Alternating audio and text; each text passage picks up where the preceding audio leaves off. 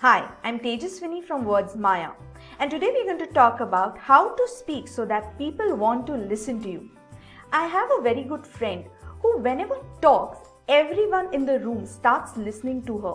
No matter they know her or they do not know her, she manages to engage everyone who is listening. So as a trainer, I observed what was she doing that ensured the audience listened to what she spoke. And I found out she was doing 3 things that made her so impactful. So the first thing is having a strong positive body language. Yes, having a good body language is very important. What she did was she had an open body language, a broad open erect shoulder.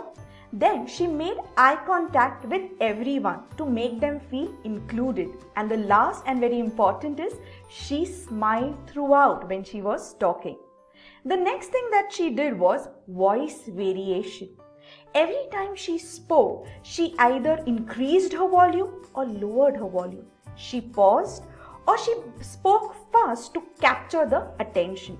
So she used voice variation to keep the audience engaged. And the last thing that she did was she took opinions of others. Yes, while she was talking, she not just kept on talking, but she also listened. She also involved others, heard others out, and then shared her opinion. So when you listen to others, others feel included, and that's why they listen to you in return. So these are the 3 things that she did that left an impact or made the audience want to listen to her, and so you can follow the same. Thank you and happy learning.